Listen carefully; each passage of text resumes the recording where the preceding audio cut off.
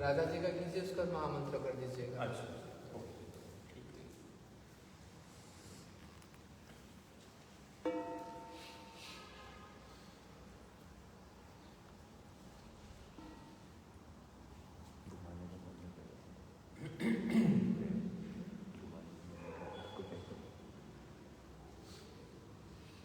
ठाकुर जी के दर्शन कराते हैं।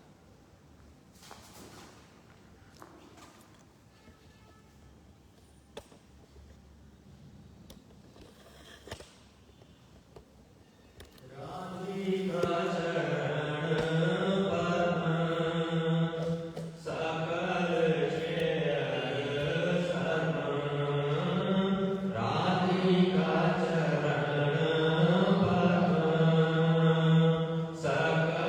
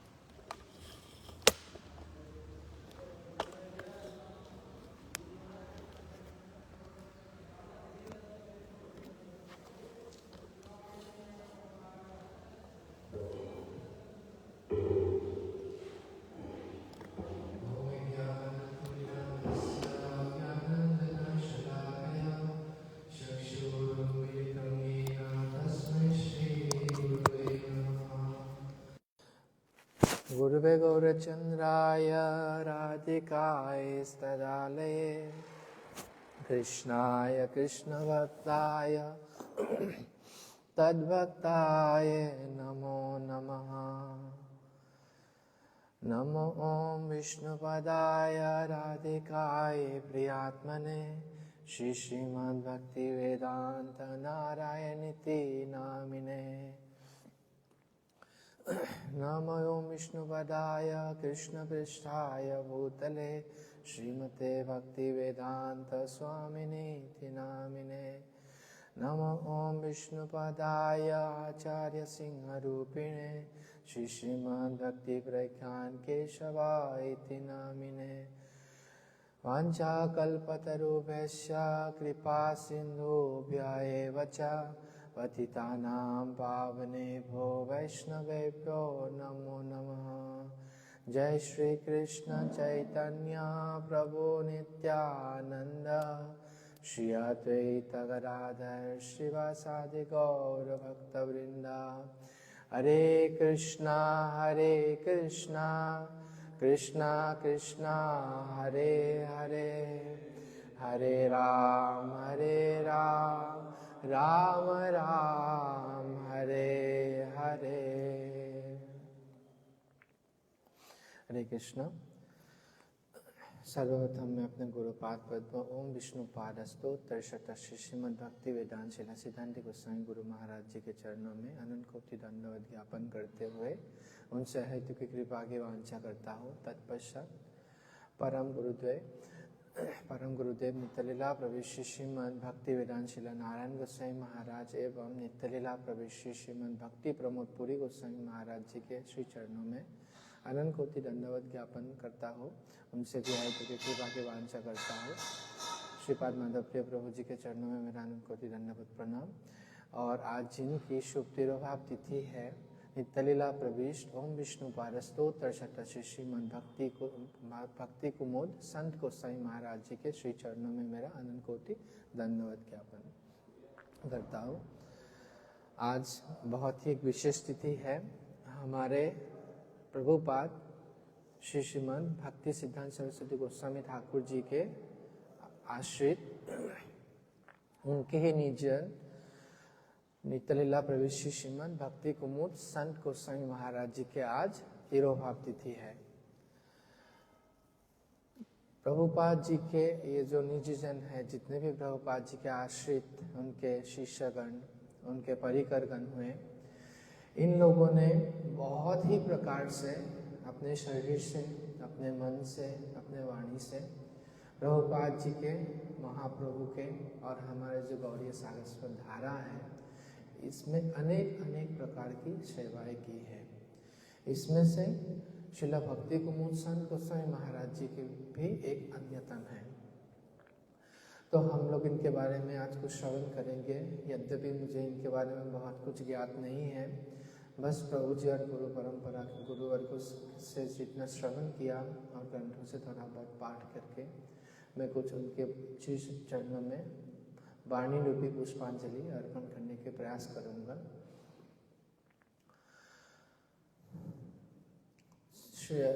नित्यलीला प्रविष्टि श्रीमद् भक्ति कुमुद संत गोस्वामी महाराज जी के जो आविर्भाव स्थली है वो पश्चिम बंगाल के नारमा नामक स्थान पर हुआ था। और इनके पिता वैकुंठ राय और माता रत्नमयी देवी।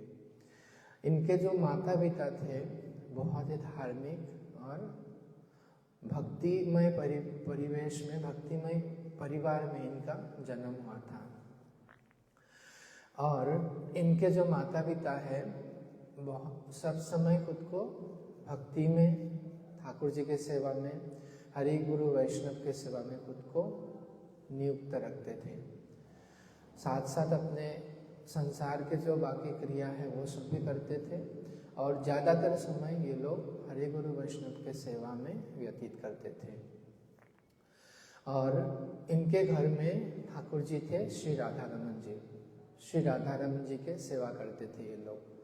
और ये जो महाराज जी हुए नित्यलीला प्रविष्टि श्रीमद् भक्ति कुमुद संत गोस्वामी महाराज जी, इनके सबसे छोटे पुत्र थे। और उनके घर में राधा रमन जी का सेवा होते थे। तो उसी राधा रमन जी के नाम पर इन्होंने अपने बेटे का नाम श्री राधा रमन रखा था। ये भागवतम की शिक्षा है कि यही एक आदर्श जो गृहस्थ जीवन है उन्हीं का ही एक निदर्शन है। यहाँ पर हम लोग को दिखाई देते हैं कि इनके माता पिता गृहस्थ जीवन में थे, फिर भी कितनी अच्छी तरीके से ये लोग ठाकुर जी का सेवा करते थे और अपने बेटे का नाम भी ठाकुर जी के नाम पर रखा। फिर अपने जितने भी संतान हुए उनको भी भगवत शिक्षा दी। तो ये भागवतम की शिक्षा है कि माता पिता को एक जो गृहस्थ जीवन है उसमें क्या है, उसमें अच्छे से साधन भजन करना चाहिए और जो अपने संतान हैं और अपने जो निजजन हैं सभी को ही भगवत शिक्षा देना चाहिए। ये एक आदर्श गृहस्थ जीवन है। तो इन्हीं की शिक्षा इनके माता पिता भी देते हैं। और इनके जो पिताजी थे एक अच्छे वैद्य थे, साथ ही साथ उनको ज्योतिष विद्या भी आते थे। तो ज़्यादातर समय ये हरि गुरु वैष्णव की सेवा करते थे और बाकी समय अपने परिवार के पालन पोषण के लिए वो अपने जो ज्योतिष विद्या है और जो वैद्य की क्रिया है वो भी करते थे। और इनके पिताजी किसी रूप से गौड़िया वैष्णव के साथ जुड़ गए थे और इनके पिताजी के गौड़िया वैष्णव के प्रति इतने मतलब सुंदर संबंध था गौड़िया वैष्णव के साथ और इतने अच्छा प्रीति वाला संबंध था कि जब भी हमारे गौड़िया वैष्णवगण उस समय के नित्य लीला प्रविष्ट श्रीमद भक्ति हृदयबंद गोस्वामी महाराज, नित्य लीला प्रविष्ट श्रीमद भक्ति प्रमोद पुरी गोस्वामी महाराज इत्यादि अनेक नित्य लीला प्रविष्ट श्रीमद भक्ति दैत माधव गोस्वामी महाराज, ये लोग तब ब्रह्मचर्य अवस्था में थे और प्रचार के लिए बंगाल के और भारतवर्ष के अनेक जगहों में ये लोग भ्रमण करते थे। तो ये वैष्णवगण जब बंगाल में जाते थे प्रचार के लिए तो इनके घर पर ही रुकते थे। उस स्थान पे नारमा नामक स्थान पे जब प्रचार के लिए जाते थे तो इनके घर पे रुकते थे और इनके पिताजी सारे वैष्णव के बहुत अच्छी तरह से उनके रहने की व्यवस्था, प्रसादन की व्यवस्था, उनको दक्षिणा प्रणामी वगैरह देना, सारे कुछ बहुत अच्छी तरह से इनके पिताजी करते थे। और जब नवद्वीप परिक्रमा होते थे उस परिक्रमा के लिए इनके पिताजी क्या करते थे, भिक्षा इत्यादि का भी संग्रह करते थे। इनके पिताजी तो जमींदार भी थे। हाँ, एक बात भूल गया मैं, इनके पिताजी जमींदार थे और जमींदार के साथ साथ ये वैद्य भी थे और ज्योतिष विद्या भी इनको आते थे। तो इनके परिवार एक संभ्रांत परिवार थे, बहुत ही एरिस्टोक्रेट फैमिली थे इनके। फिर भी इनके पिताजी क्या करते थे, नवद्वीप परिक्रमा के लिए भिक्षा करते थे, है ना, ताकि जो नवद्वीप परिक्रमा हो बहुत अच्छी तरह से, है ना, सुचारू रूप से हो सके। तो इतने प्रीति, इतने निष्ठा थे इनके वैष्णवों के प्रति, महाप्रभु के सेवा के प्रति। इनके मन में कोई अभिमान नहीं था कि मैं जमींदार हूँ, मेरे पास इतने प्रॉपर्टी है तो मैं क्यों भिक्षा करने के। वो तो खुद के लिए भिक्षा नहीं कर रहे, किनके लिए कर रहे, हरि गुरु वैष्णव की सेवा के लिए, धाम परिक्रमा को सुष्ट रूप से संपादन करने के लिए वो क्या करते थे, भिक्षा भी करते थे और अपने तरफ से भी दक्षिणा इत्यादि देते थे। तो एक बार जब हमारे परम गुरुदेव नित्य लीला प्रविष्ट श्रीमद भक्ति प्रमोद पुरी गोस्वामी महाराज जी और शिला नित्य लीला प्रविष्ट श्रीमद भक्ति दैत माधव गोस्वामी महाराज जी इनके घर पर आए थे।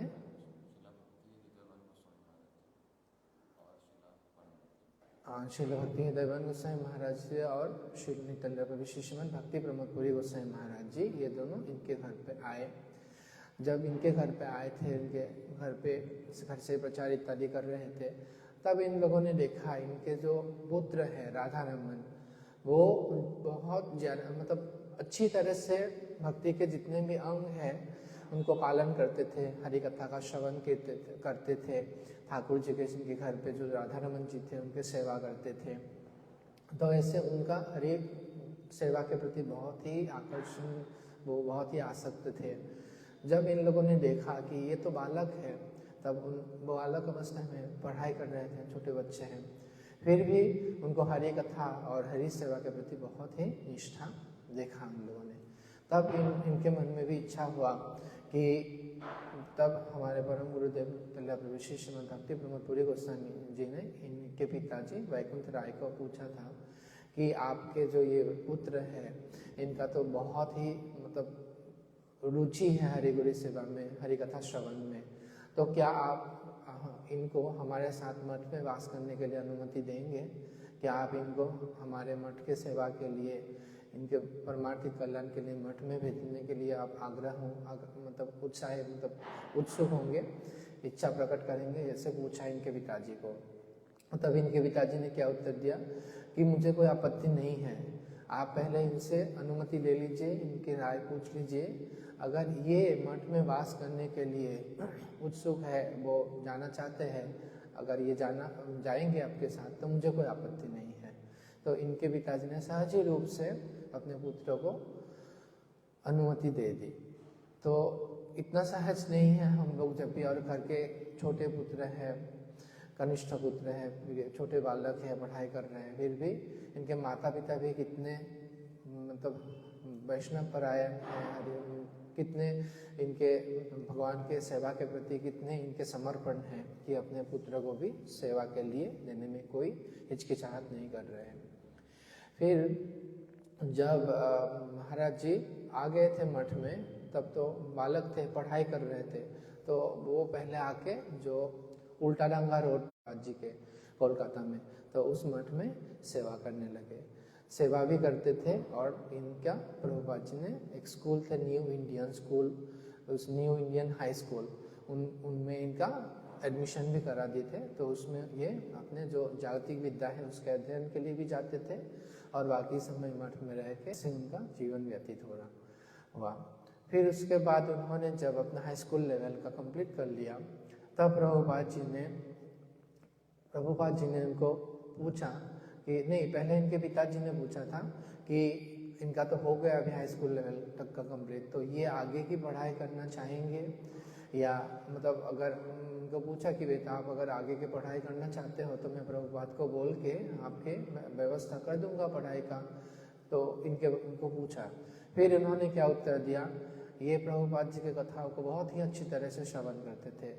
इन्होंने उत्तर दिया कि जड़ माया जतो मायार जड़ विद्या जतो मायार वैभव तुम्हार भजने बाधा।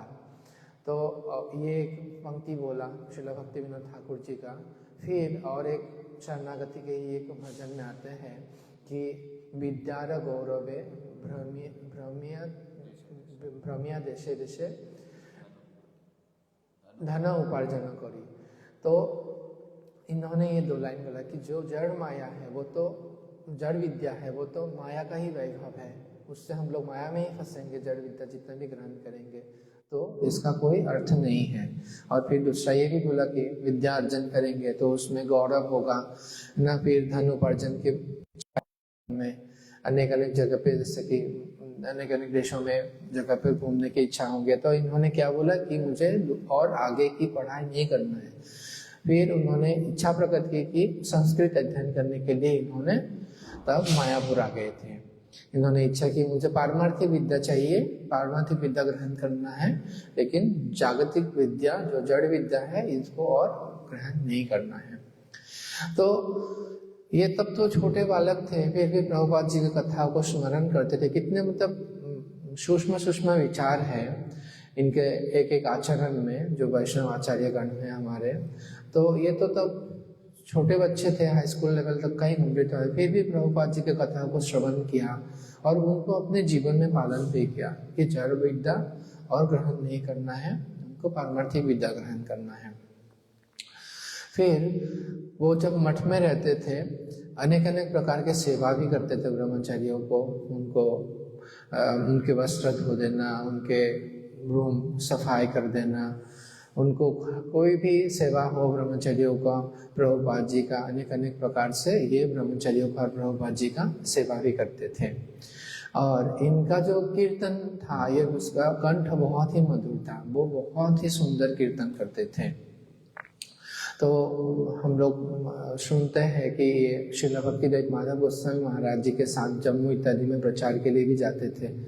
और तब बहुत ही जम्मू इत्यादि इधर तो हिंदी भाषी लोग हैं सब, तो ये जब बंगला कीर्तन करते थे तो उधर के लोग भी बहुत आनंदित हो जाते थे और बार बार उनको कीर्तन करने के लिए अनुरोध करते थे कि इनके कीर्तन की भी कितना आविष्टता थे, इनके इतने सुरीले कंठ थे, बहुत ही सुंदर तरीके से कीर्तन करते थे। और इनके बारे में हम लोग और एक कथा सुनते हैं प्रायः, ये बहुत ही हमारे लिए शिक्षाप्रद है कि ये जब बालक अवस्था में ही थे तो एक बार ही उनको प्रभुपाद जी ने बंगाल से बांग्लादेश में भेजा था।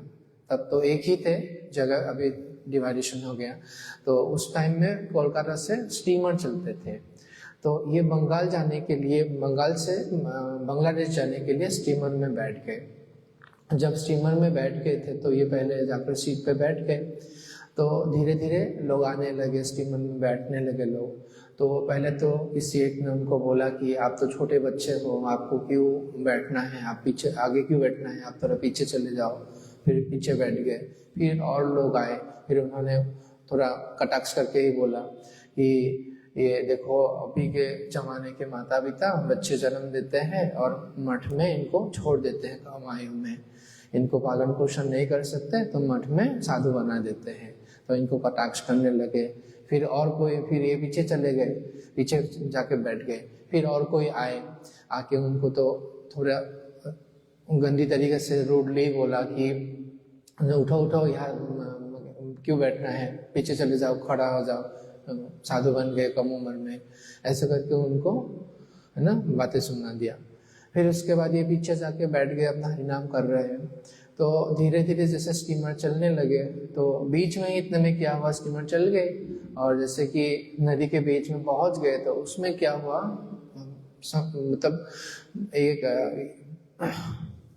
क्या बोलते हैं इसका, हरिकेन, ये तेज तूफान आ गया। हाँ, नदी में तूफान आ गया।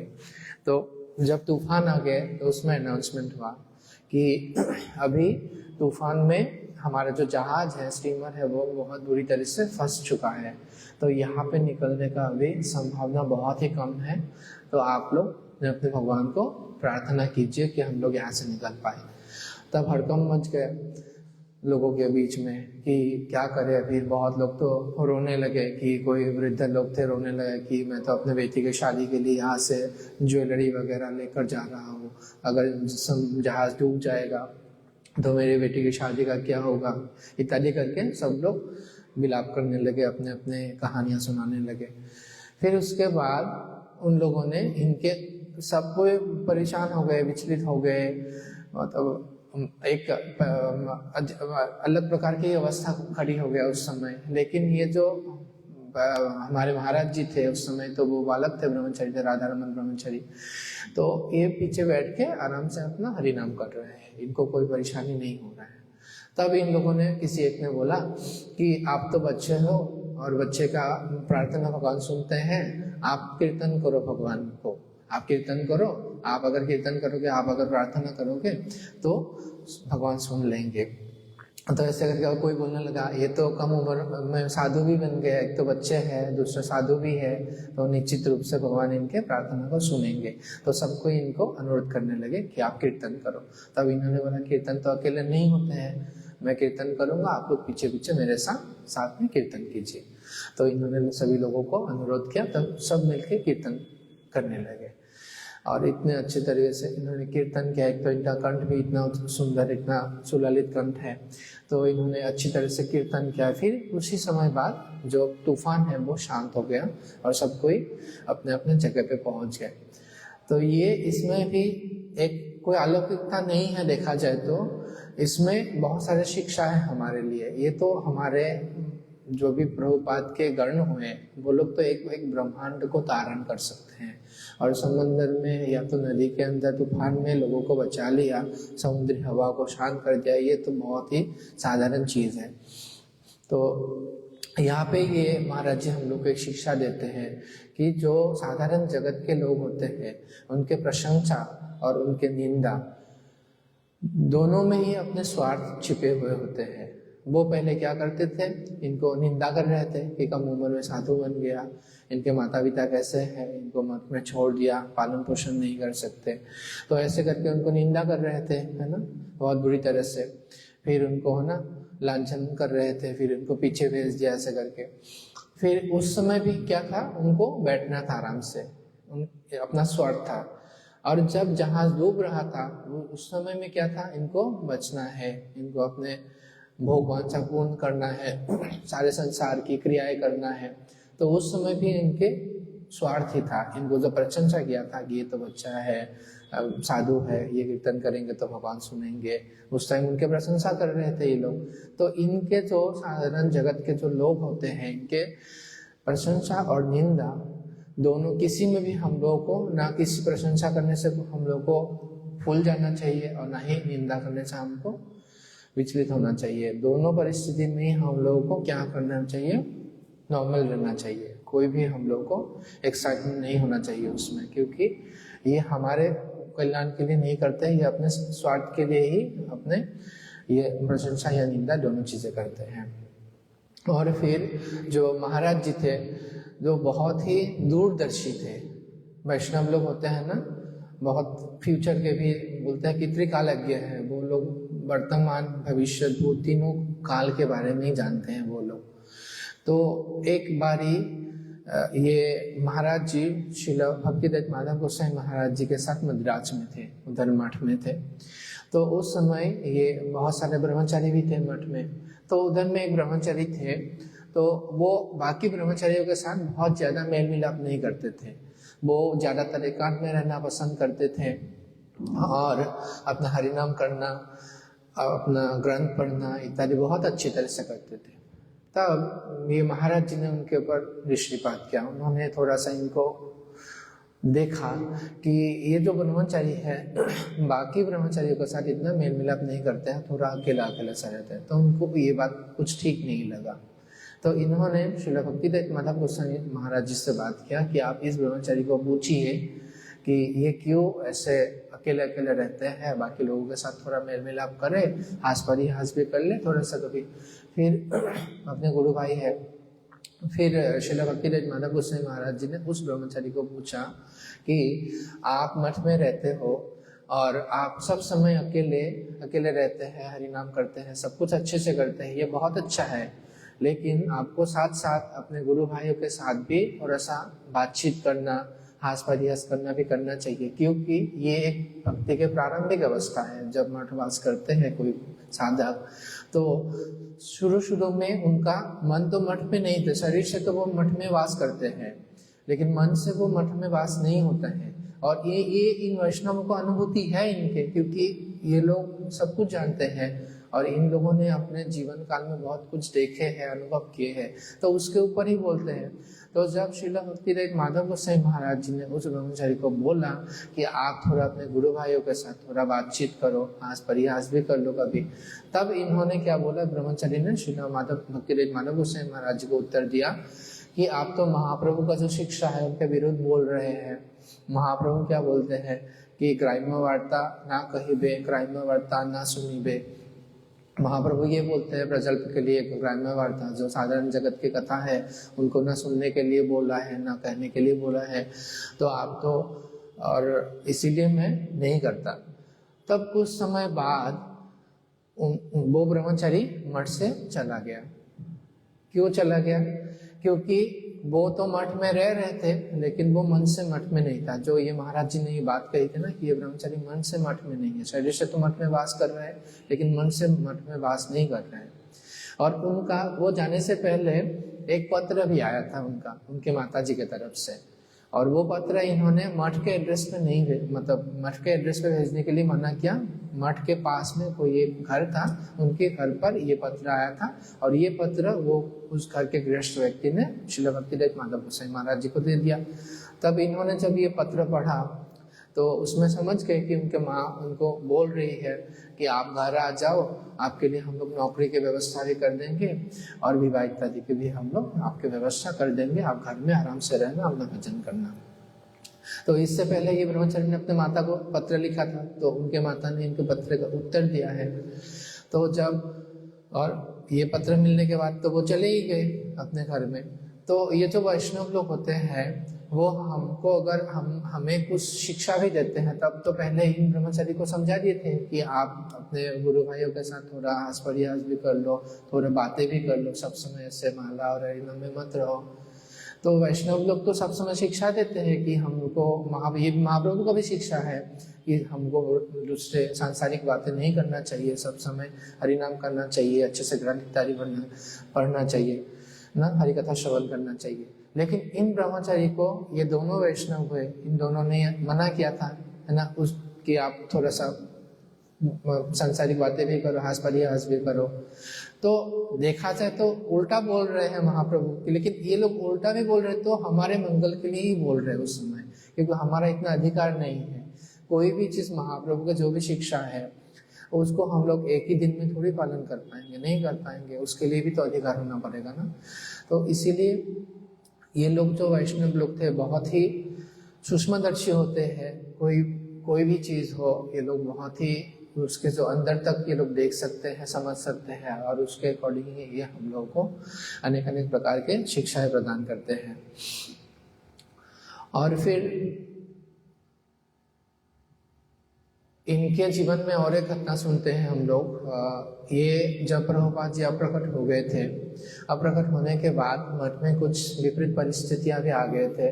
तब ये ब्रह्मचारी थे, श्री राधारमन ब्रह्मचारी, तब इनको कुछ असुविधा हुआ था तो ये घर भी चले गए थे कुछ एक समय के लिए। लेकिन ये जब घर चले गए थे तब श्रील भक्तिवेदांत माधव गोस्वामी महाराज जी तब ये इनके घर पर दोबारा गए थे और इनके पिताजी को बोले थे कि आप तो प्रभुपाद जी के आश्रित हैं, आपको सब चीजें पता है, मनुष्य जीवन का वास्तविक उद्देश्य क्या है, और ये मठ में आए थे, ये इतने अच्छी तरीके से वैष्णवों का, प्रभुपाद जी का, महाप्रभु का सेवा कर रहे थे, तो आप इनको घर में रहने की अनुमति कैसे दे सकते हैं दोबारा।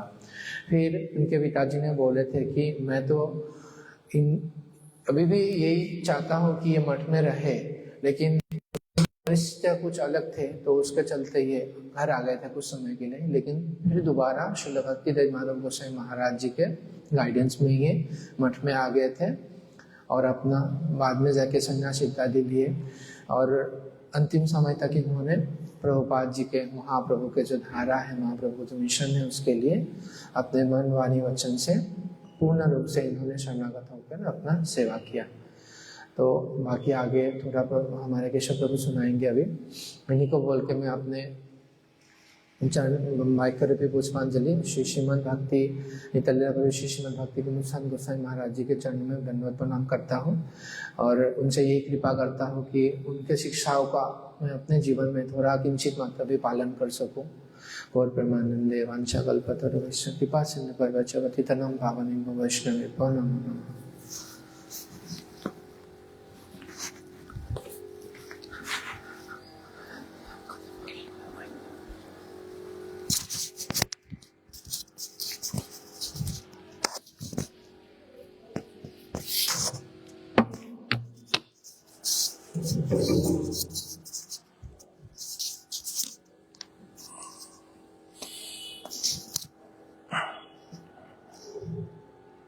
वंदेहं श्रीगुरु श्रीयुतापदकमलं श्रीगुरुं वैष्णवांश्च श्रीरूपं साग्रजातं सहगण रघुनाथान्वितं तं सजीवं साद्वैतं सावधूतं परिजनासहितं श्रीकृष्ण चैतन्यदेवं श्रीराधा कृष्ण पादान् सहगण ललिता श्री विशाखान्वितांश्च ॐ ज्ञानतिमिरान्धस्य ज्ञानाञ्जनशलाकया चक्षुरुन्मिलितं येन तस्मै श्रीगुरवे नमः। श्रीकृष्ण चैतन्य प्रभु नित्यानन्द श्री अद्वैत गदाधर श्रीवासदि गौर भक्तवृंद। हरे कृष्णा कृष्ण कृष्णा हरे हरे, हरे राम राम राम हरे हरे।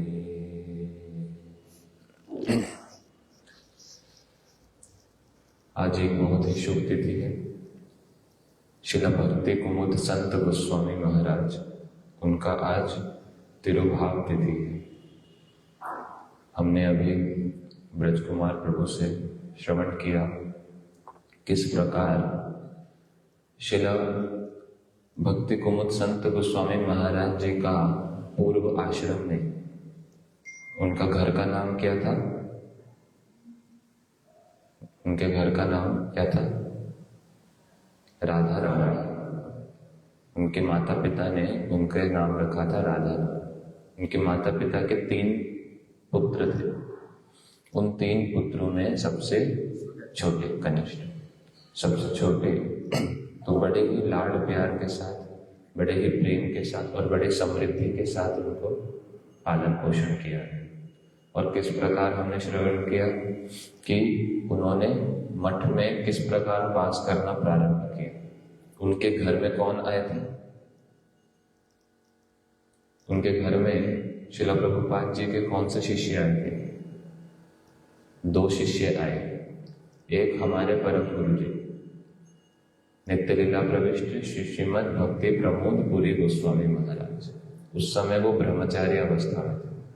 उनका नाम ब्रह्मचारी नाम क्या था? उनका प्रणवानंद ब्रह्मचारी। वो और श्रील भक्ति हृदय वन गोस्वामी महाराज, ये 2 महापुरुष प्रचार के हेतु इनके पिताजी के घर रहते थे। क्योंकि पिताजी का स्वभाव कैसा? बड़ा ही अच्छा, जिसमें वैष्णवों को बड़ा आदर करके उनके लिए बड़ी सेवा करना और उनके उस प्रचार कार्य के महत्व को समझना और अपने हृदय में क्या भावना रखना कि इतना सुंदर जो ये महाप्रभु का प्रचार कर रहे हैं, उसमें मैं कैसे योगदान दे सकता हूँ। अगर मैं इनके साथ जाकर प्रचार नहीं कर सकता, किंतु कम से कम इनको कुछ सुविधा दे सकता हूँ जिससे इनके प्रचार कार्य में क्या हो, बहुत सहायता हो, तो वो भी क्या हो जाएगा, मेरा भी एक कंट्रीब्यूशन हो जाएगा। तो हमने श्रवण किया कि उनके संग से राधा रमण दास बड़े ही छोटे थे उस समय, और तभी उन्होंने मठवास प्रारंभ किया। हमने सारा कुछ श्रवण किया कैसे कैसे।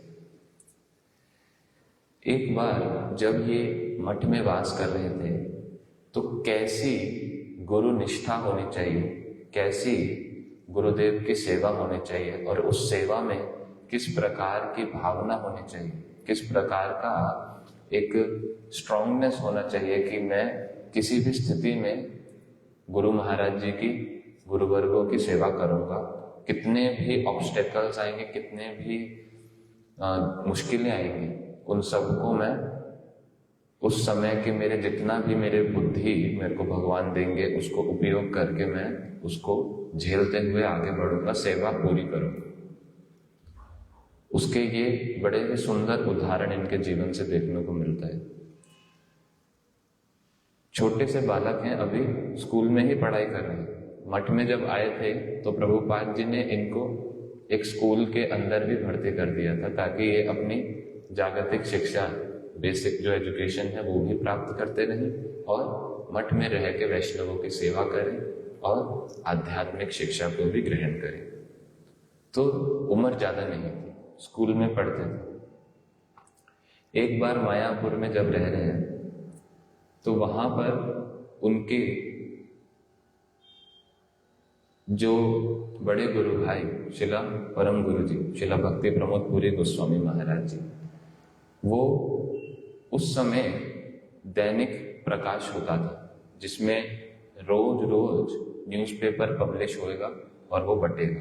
न्यूज़पेपर किसका?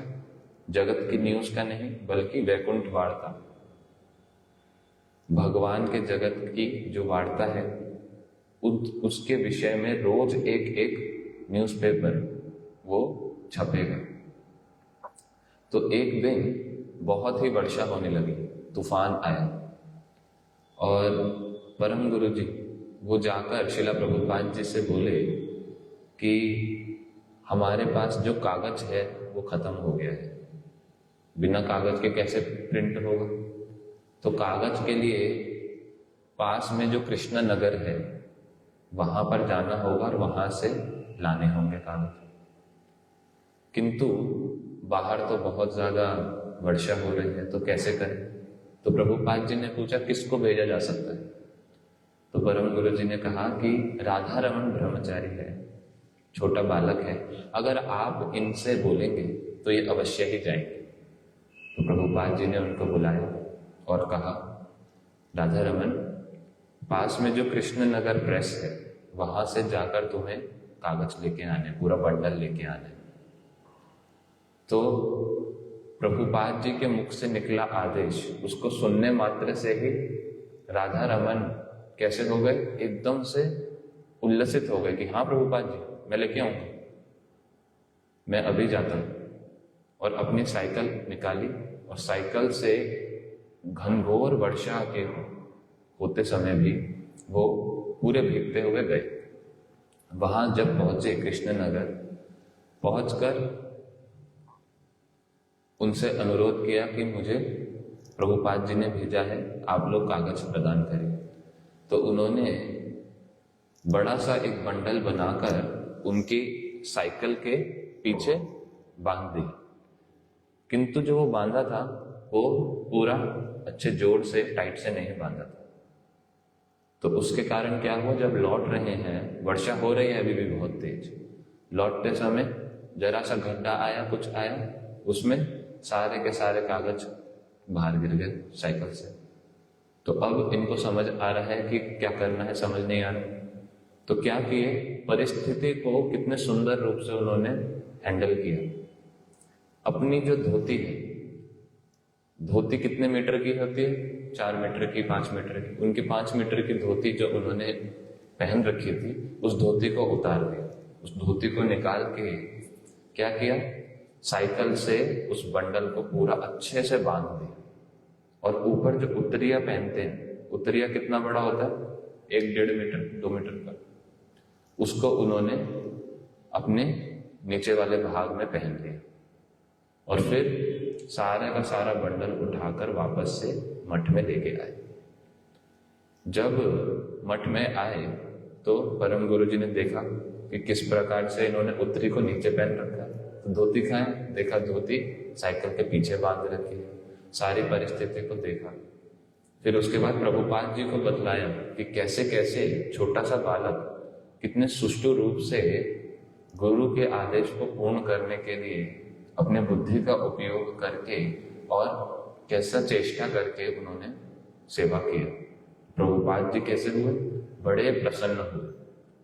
उनके हृदय से, ऐसे महापुरुष के हृदय से इन छोटे से बालक के प्रति कैसा विशेष आशीर्वाद उत्पन्न हुआ कि तुमने कितने सुंदर प्रकार से, बड़े बड़े व्यक्ति भी जहां पर क्या सोचेंगे कि अरे इतनी वर्षा हो रही थी प्रभुपाद जी, मैं कैसे लाता, मैंने वहीं छोड़ा है।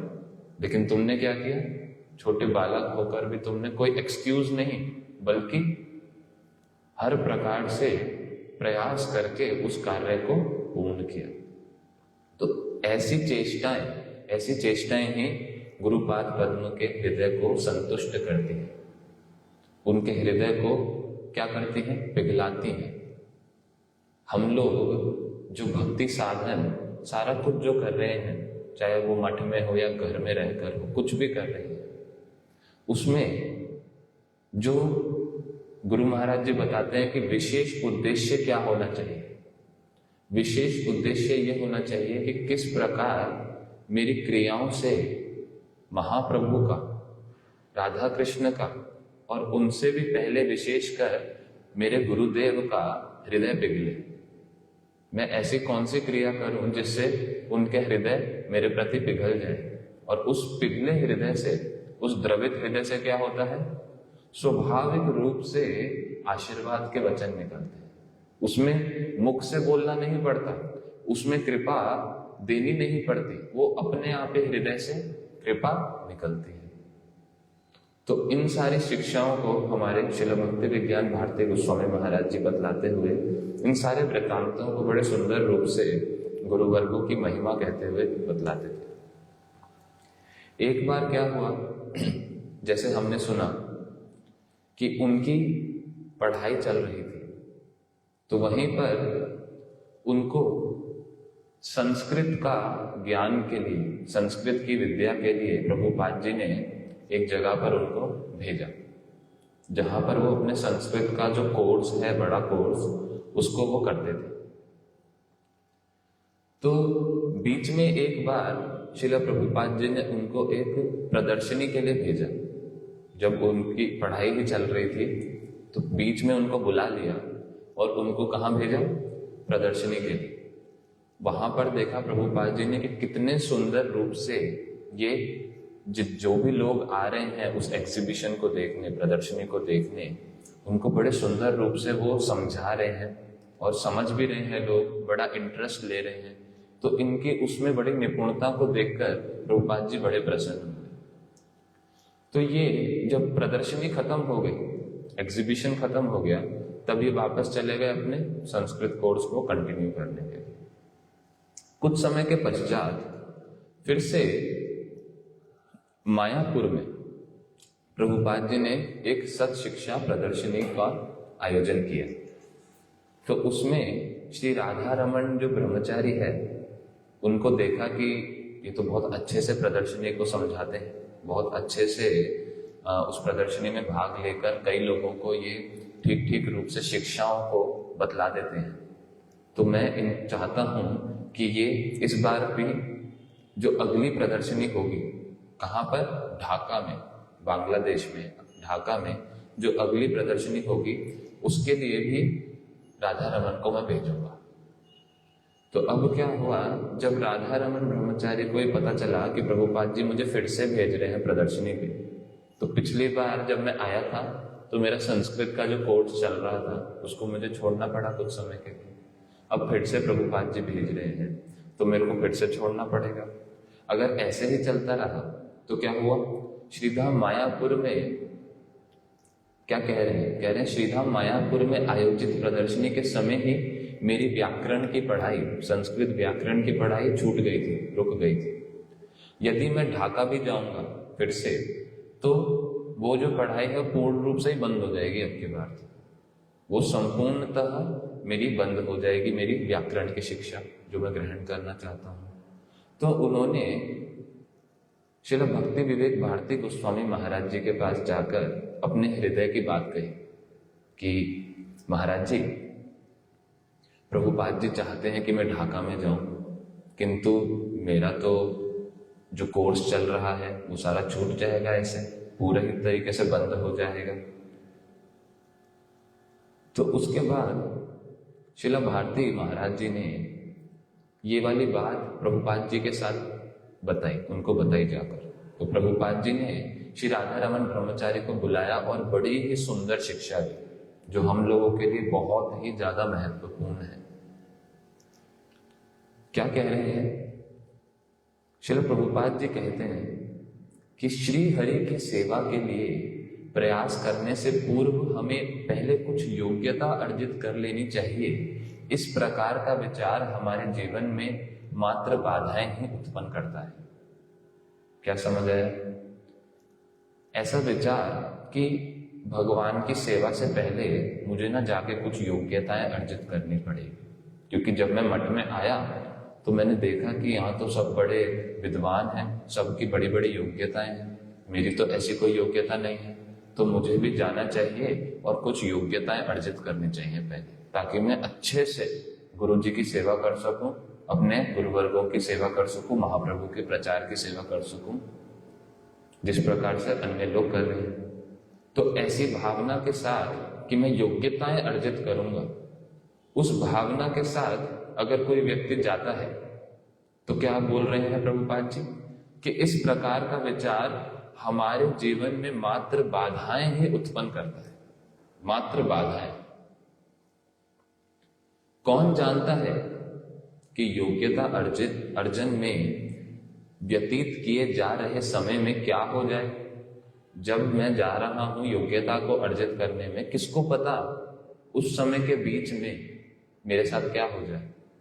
मैं गया था किस लिए कि मैं जाकर योग्यता अर्जित करूंगा, फिर सेवा करूंगा, लेकिन अभी उसी चीज में ही अभी सेवा नहीं कर रहा, किंतु उसी वस्तु को प्राप्त करते समय कुछ मेरे साथ दुर्घटना हो गई तो किसको क्या पता। हमारे मनुष्य जीवन का अवधि क्षणिक है।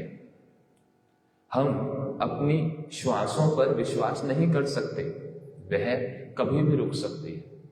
हम अपनी सांसों को विश्वास नहीं कर सकते, कभी भी रुक सकती है। और कितना सुंदर एक उदाहरण के साथ प्रभुपाद जी कह रहे हैं, खेतों में धान को सूर्य की उपस्थिति रहते रहते ही सुखा लेना चाहिए। जब सूर्य की उपस्थिति है तभी धान को सुखा लेना चाहिए।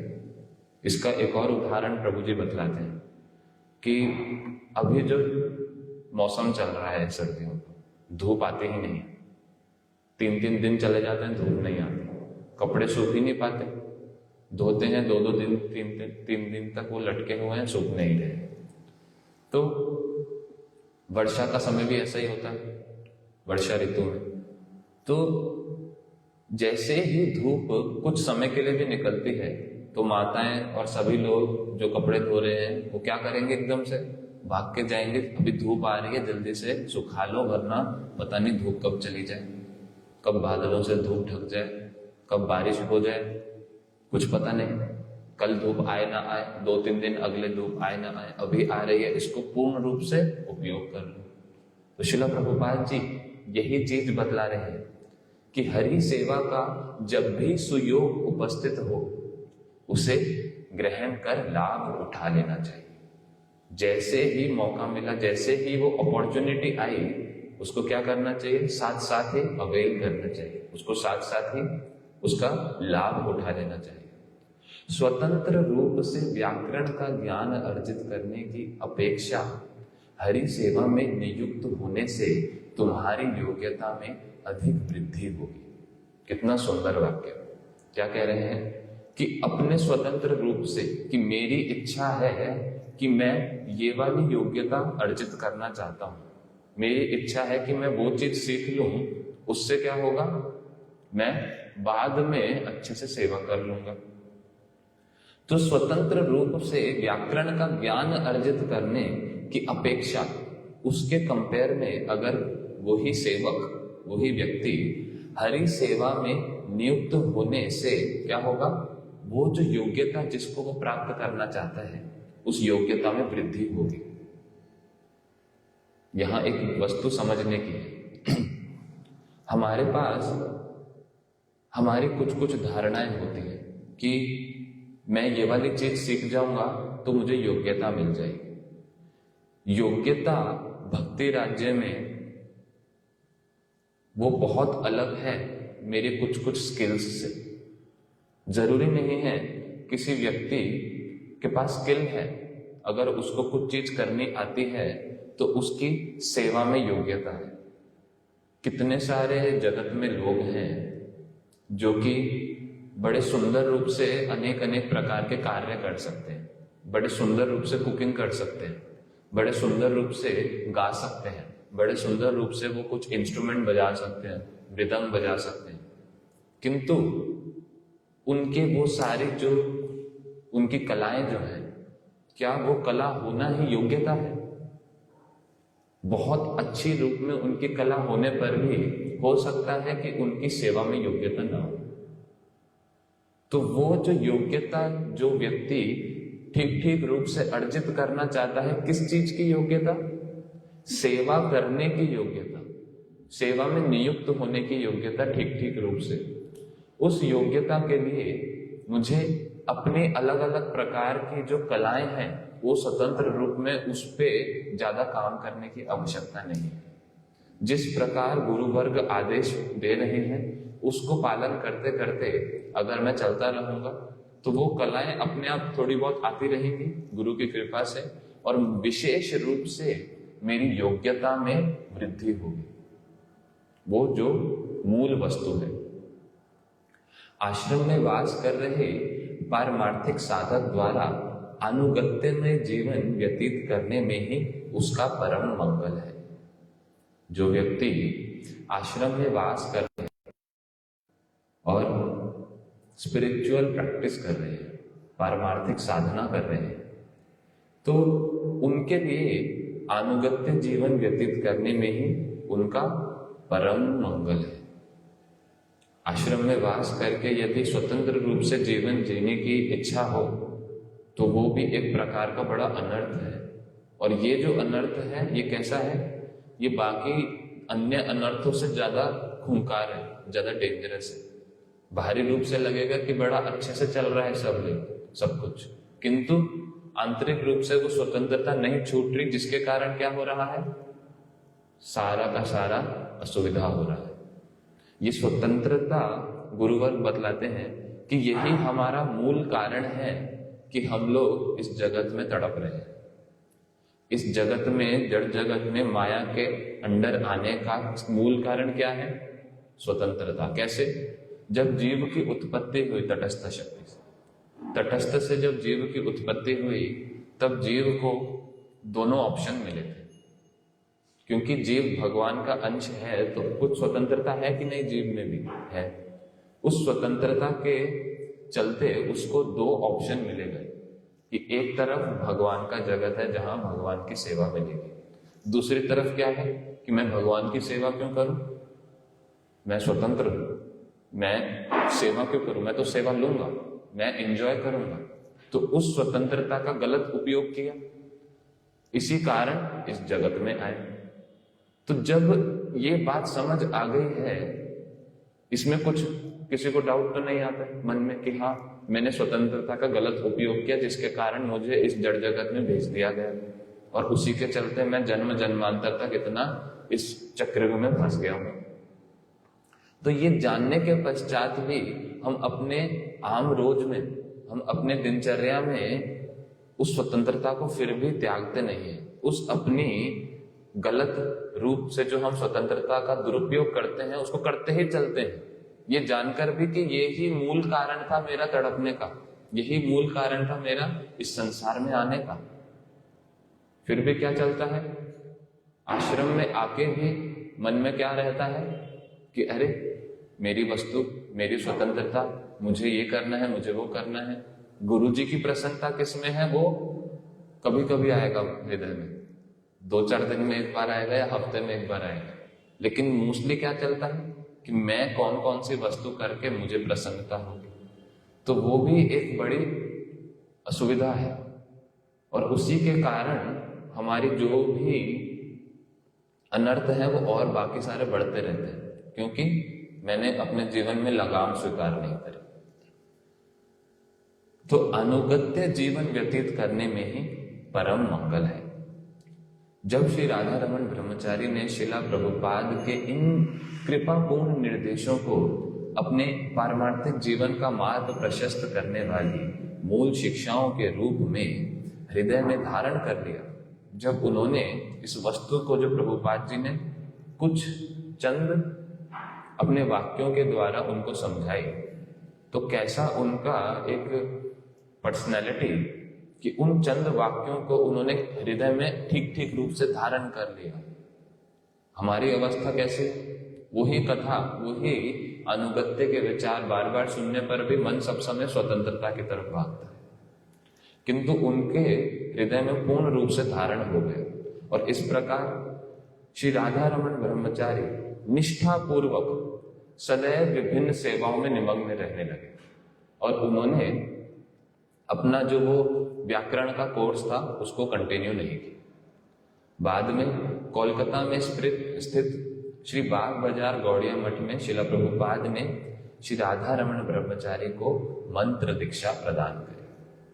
फिर उस समय, उसके कुछ समय पश्चात ही शिला प्रभुपाद जी ने उनको पूर्ण रूप से योग्य जानकर, कैसा उन्होंने, जैसे जब गुरु देखते हैं कि कैसे शिष्य विचारों को ग्रहण कर रहे हैं, उनके वाक्यों को किस प्रकार से हृदय में धारण कर रहे हैं, तो बड़े ही प्रफुल्लित होकर उन्होंने क्या किया, उनको मंत्र दीक्षा प्रदान की। जो मूल धन जो वो लेकर आए अपने साथ संबंध देना, उसको उन्होंने उनको प्रदान किया।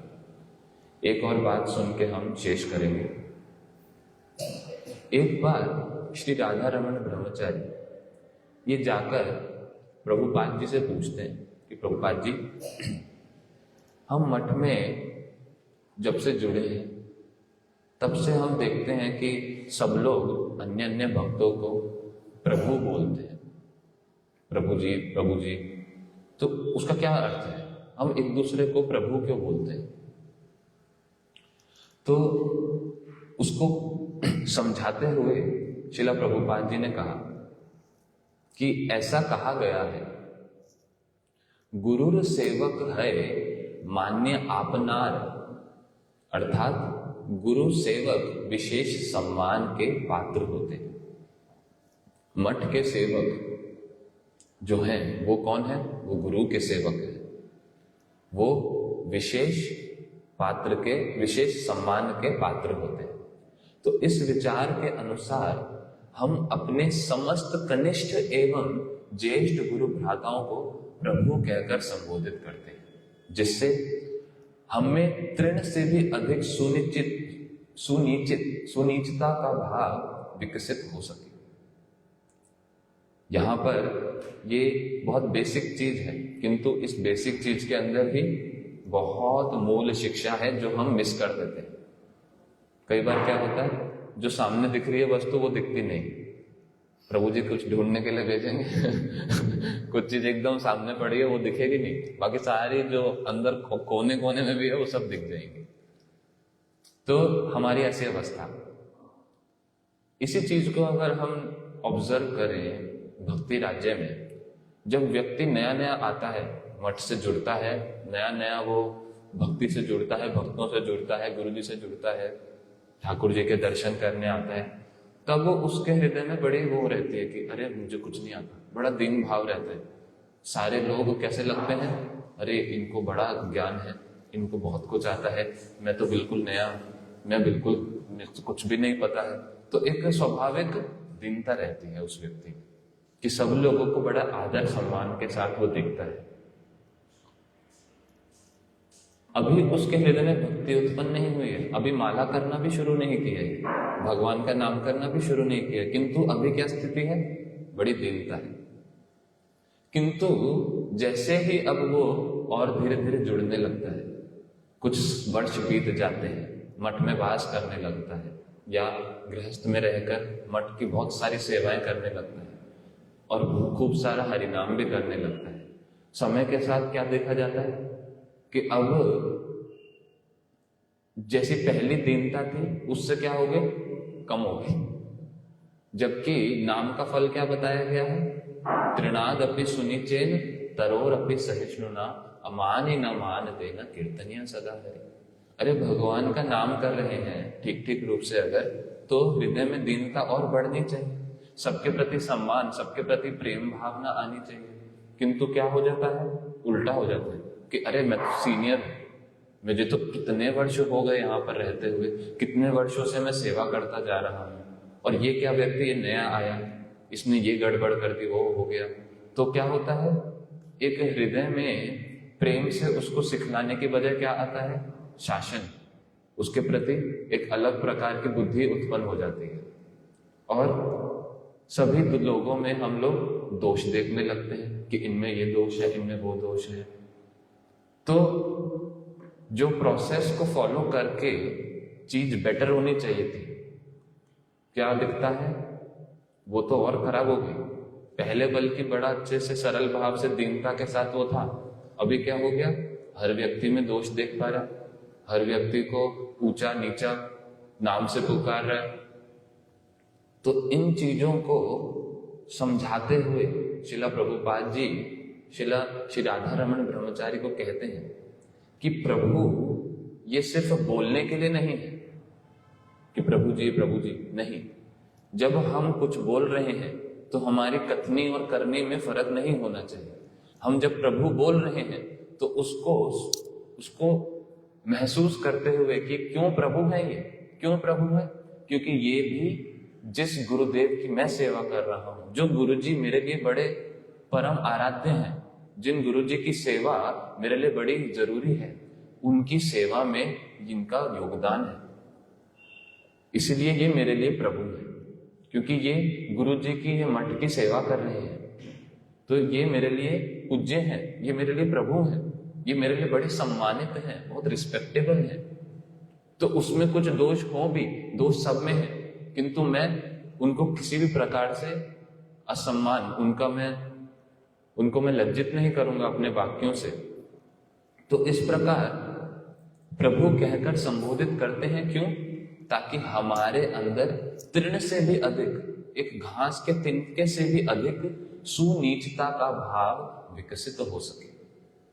यदि कोई व्यक्ति स्वयं को वैष्णव एवं अन्यों को कनिष्ठ अथवा स्वयं से कम उन्नत समझता है, तो वह मात्र जड़ अभिमान को ही पुष्ट करता है। उसी मठवास में, उसी भक्ति राज्य में भक्ति करते हुए कहाँ उसको कैसा भाव उत्पन्न करना चाहिए था, किंतु वो क्या करने लगता है? अपने आप को वैष्णव मान के और सामने वाले को कनिष्ठ, और क्या मानकर कि ये मेरे से कम उन्नत है, ऐसा समझकर क्या करता है? अपने जड़ अभिमान को पुष्ट करता है। क्या अर्थ हुआ इसका? गुरुवर्ग बतलाते हैं, जो हमारा पौधा है उस पौधे के आसपास जंगली घास उत्पन्न होती है, तो जो मैं खाद डालता हूं वो पौधे में डालना चाहता हूं और जंगली घास हटाना चाहता हूं, किंतु क्या हो जाता है? जंगली घास में ज्यादा खाद चली जा रही है, वो पुष्ट हो रही है और मेरा पौधा मर जा रहा है। तो ये सारे उदाहरण को बड़े सुंदर रूप से एक साथ समझने का प्रयास हमें करना चाहिए कि मैं भक्ति कर रहा हूं तो मैं किस दिशा में जा रहा हूं, मेरे हृदय की स्थिति कैसी हो रही है, पहले से ज्यादा मैं दीनता में बढ़ रहा हूं या पहले से ज्यादा और अहंकार बन गया है कि अरे मैं तो कथा करता हूं, मैं तो कीर्तन करता हूं, मैं तो ये सेवा करता हूं, तो ये सारे जो लोग हैं इनको मुझे सम्मान देना चाहिए। तो क्या होता है? दिशा पूरी परिवर्तित हो जाती है और पता भी नहीं चलता। पारमार्थिक राज्य में यदि हम एक दूसरे को अपने गुरु के सेवक के रूप में देखते हैं, तो अन्य हमसे कनिष्ठ अथवा कम उन्नत है, यह विचार हृदय को स्पर्श भी नहीं करेगा। हृदय में ऐसी भावना भी नहीं आएगी कि ये मेरे से छोटे हैं, ये नए आए हैं। पहले दिन का भी जो व्यक्ति आया है, जिसके हृदय में क्या है कि मैं गुरु जी की सेवा करना चाहता हूँ, राधा माधव की सेवा करना चाहता हूँ, तो उसके लिए भी हृदय में क्या आएगा? बड़ी आदर की भावना आएगी। उसको भी प्रभु हृदय से पुकारेंगे कि ओ आप प्रभु जी आप आइए। तो यह विचार हृदय को स्पर्श भी नहीं करेगा। तब हमारे पास अन्यों के प्रति द्वेष अथवा असम्मान की भावना का अवसर नहीं होगा। सेवा करते करते जो द्वेष उत्पन्न हो जाता है कि अरे ये इतनी सेवा कर रहे हैं, मैं नहीं कर रहा, ये इतना सारा आगे बढ़ रहे हैं, मैं नहीं बढ़ पा रहा, अलग अलग प्रकार का द्वेष से हमारा हृदय जलता रहता है। वो सारी चीजें दूर हो जाएंगी जब क्या होगा? जब जो जीवन है उसका उद्देश्य रहेगा गुरु जी की प्रसन्नता, ठाकुर जी की प्रसन्नता। तो उसमें कोई भी व्यक्ति अगर योगदान दे रहा है तो उसके प्रति कैसी भावना आएगी? बड़ा हृदय पिघलेगा ही उसके प्रति कि अरे मेरे प्रभु की सेवा ये प्रभु जी कितने अच्छे से कर रहे हैं, मेरे प्रभु ठाकुर जी गुरुवर्ग प्रसन्न हो रहे हैं, उनका हृदय गदगद हो रहा है, तो उनकी प्रसन्नता हो रही है। तो अगर मैं ठीक सेवक हूं तो मेरे हृदय में प्रसन्नता आनी चाहिए या द्वेष आना चाहिए? प्रसन्नता आनी चाहिए। तो यही अन्यों को प्रभु कहकर संबोधन करने का रहस्य है। इस रहस्य को हमें मन में धारण करना पड़ेगा कि अन्य को हम प्रभु क्यों बोलते हैं। यदि कोई स्थूल अभिमान को त्याग कर श्री गुरुदेव का दास बनना चाहता है तो उसे श्री गुरु के सेवकों में कनिष्ठ एवं वरिष्ठ का भेद नहीं करना चाहिए। शास्त्र कहते हैं मज्जन्मनम निदम मधुफल कैटभारे मद प्रार्थनीय मदनुग्रह एष एव तद भृत्य भृत्य परिचारक भृत्य भृत्य भृत्यस्य भृत्येति मां स्मर लोकनाथ। हे लोकनाथ, हे प्रभु, आप मुझे अपने दासों के दासानुदास के दास के रूप में स्मरण करें। हमें यह विचार भली भांति हृदयंगम कर लेना चाहिए। इस प्रकार शास्त्र निश्चित कर कहते हैं कि श्री गुरु के सेवक को तथा वास्तव में समस्त वैष्णवों को ही प्रभु कहकर संबोधित करना चाहिए, सिर्फ वचन से ही नहीं बल्कि हृदय से भी। उनको पूर्ण रूप से एक सम्मानित सेवक मानकर, उनका प्रभु कहकर उनको हृदय से आलिंगन करना चाहिए। तो ये सारी शिक्षाएं शिला प्रभुपाद जी किनको दे रहे हैं?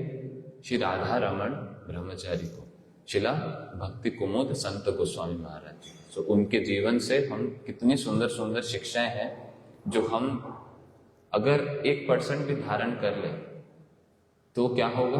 बहुत बड़ा मंगल होगा, बहुत बड़ा। वांछा कल्पतरुभ्यश्च कृपा सिंधुभ्यैव च पतितानां पावनेभ्यो वैष्णवेभ्यो